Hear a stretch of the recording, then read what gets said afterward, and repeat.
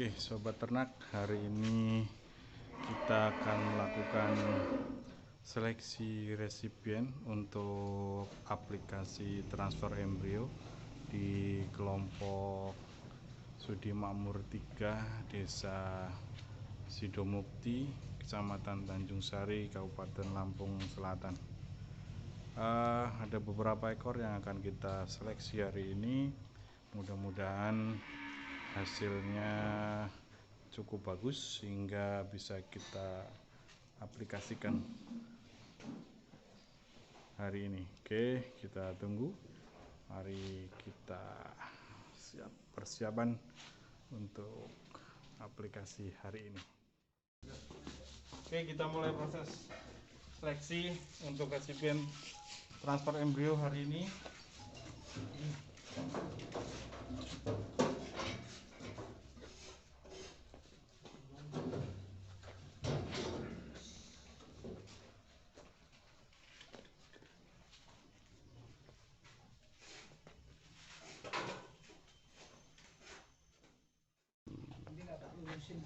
Hasil seleksinya cukup bagus.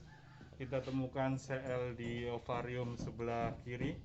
Jadi ini artinya bahwa sapi ini mengalami ovulasi pada saat birahi kemarin. Hari ini akan kita aplikasi satu ekor. Lanjut. Ayo. Aplikasi. Ayo aplikasi.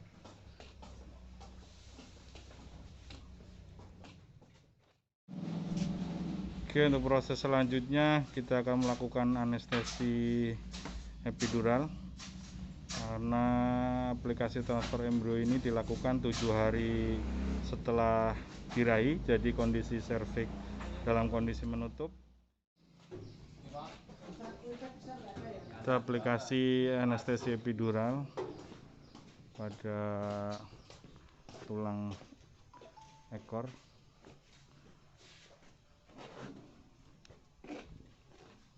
Teknis ini tidak bisa dilakukan oleh sembarangan orang. Ini bisa dilakukan oleh tenaga paramedis dengan penyeliaan dokter hewan, sehingga tingkat keamanannya bisa dipertanggungjawabkan.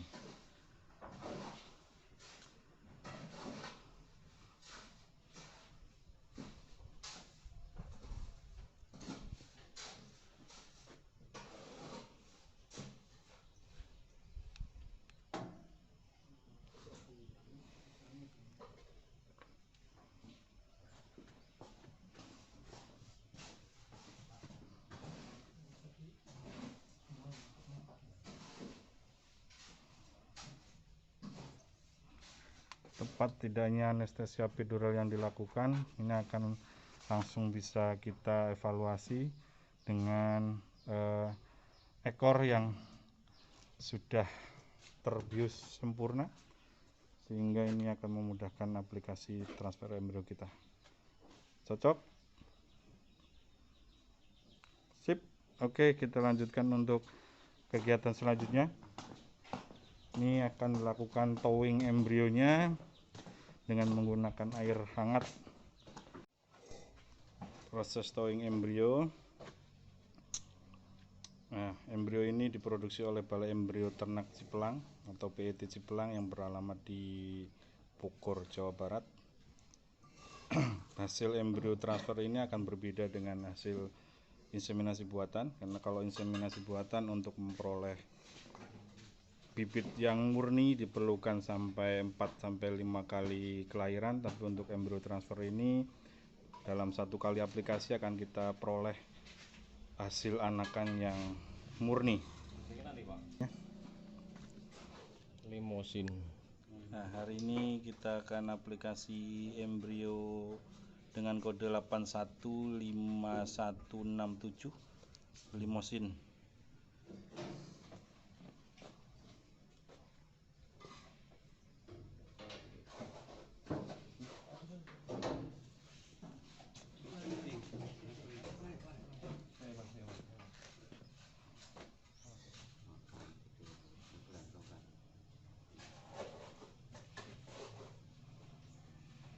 Gun yang digunakan pada aplikasi ini juga berbeda dengan gang yang kita pakai untuk inseminasi buatan. Bentuknya lebih panjang tapi lebih lentur dan lebih kecil. Demikian pula plastik seatnya juga berbeda. Plastik seatnya ini single use tapi bisa untuk disterilkan kembali. Dia di ujungnya berbentuk logam atau aluminium yang memudahkan masuk ke serviks. Berbeda dengan IB juga, untuk aplikasi transfer embrio ini deposisi embrionya adalah di bagian kornu dari uterus. Kalau IB kita hanya aplikasikan di depan serviks. Tapi kalau untuk embrio transfer ini deposisinya adalah di bagian kornu atau sepertiga kornu bagian depan. Embrio transfer ini dilakukan 7 hari setelah birahi, kurang lebihnya 7 plus minus 1, atau yang bisa di hari ke-6, ke-7 atau ke-8. Kita lakukan prosesnya dengan seleksi ada tidaknya corpus luteum pada uterus. Jika ada corpus luteum, kita juga harus memastikan bahwa corpus luteum tersebut bagus sehingga bisa kita aplikasikan. Harapannya dengan adanya corpus luteum yang bagus, dia akan mampu mempertahankan embrio yang kita masukkan, karena embrio ini juga kurang lebihnya sama, umurnya adalah 7 hari yang kita panen dari ternak-ternak donor.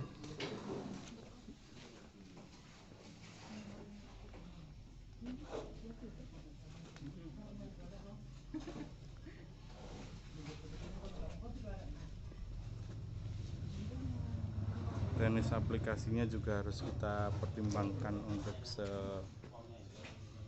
steril mungkin, untuk mengantisipasi kontaminan-kontaminan yang mungkin terbawa masuk, sehingga pada plastik sheet embrio transfer ini juga ada sheet pembungkusnya, yang ini akan kita tarik nanti pada saat ujung gan sudah masuk ke cincin serviks.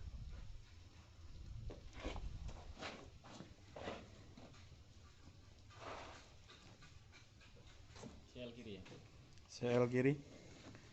Berhubung ini adalah program twin, artinya seminggu yang lalu sapi ini sudah dilakukan inseminasi buatan. Jadi karena ada posisi sel di sebelah kiri, ini akan kita deposisikan embrionya di uterus, kornu uterus sebelah kanan. Harapannya kalau terjadi kepuntingan hasil IB dan ada di posisi sebelah kiri, maka embrio ini akan berada nanti di sebelah kanan. IB kemarin dilakukan dengan stroke simental, dan hari ini kita aplikasikan dengan embrio limosin, sehingga nanti pada saat lahir bisa kita bedakan hasil. Kalau hanya lahir satu, bisa kita bedakan mana yang hasil IB, ataupun kalau twin bisa kita bedakan mana yang hasil IB dan mana yang hasil TE. Kita lakukan seleksi untuk akseptor calon resipien selanjutnya. Kalau ini adalah kemarin tidak dilakukan inseminasi buatan, artinya ini hanya kita lakukan single transfer embrio. Jadi bukan program twinning.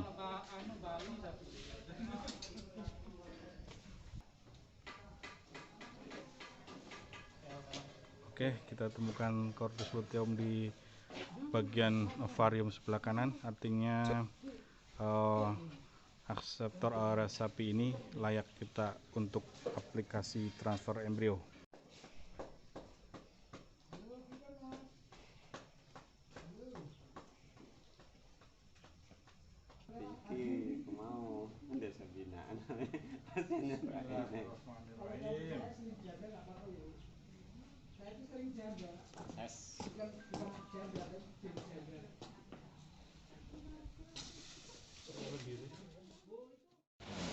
Hari ini kita sudah melakukan seleksi 3 ekor, ini seleksi yang keempat. Tadi ketiga-tiganya wah bagus, jadi semuanya bisa diaplikasi. Ini calon resipien yang ketiga, sedikit kurus tapi akan kita lihat apakah BCS-nya yang hanya 2,75 ini bisa menunjukkan korpus luteum yang bagus, karena ini seminggu sebelumnya juga sudah dilakukan IB. Jadi kalau ini nanti selnya bagus, maka ini akan jadi twinning. Tadi kita sudah melakukan 3 aplikasi, 1 single dan 2 twinning.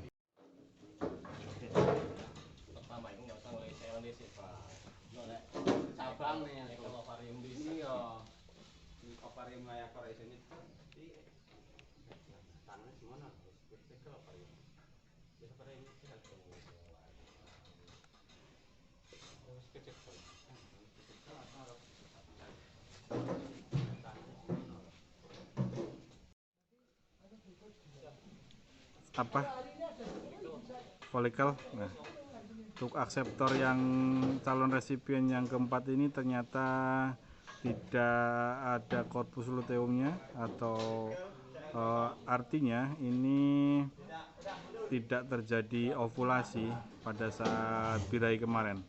Nah, ini juga bisa dijadikan patokan atau pedoman bahwa kemungkinan besar atau bisa dipastikan bahwa hasil inseminasi buatan yang sudah dilakukan seminggu yang lalu juga tidak berhasil, karena prinsip dari inseminasi buatan adalah bertemunya sel telur dan sel sperma jantan. Nah, pada saat sapi tersebut tidak terjadi ovulasi, maka sel telur tidak turun dan tidak terjadi pertemuan dengan sperma. Makanya kemungkinan besar sapi ini akan birahi kembali sekitar 2 minggu kemudian. Oke, hasil hari ini sudah selesai kita dari seleksi 4 ekor yang kita seleksi untuk resipien transfer embrio. 3 ekor diantaranya dapat kita aplikasi. Luar biasa. Sampai jumpa kembali.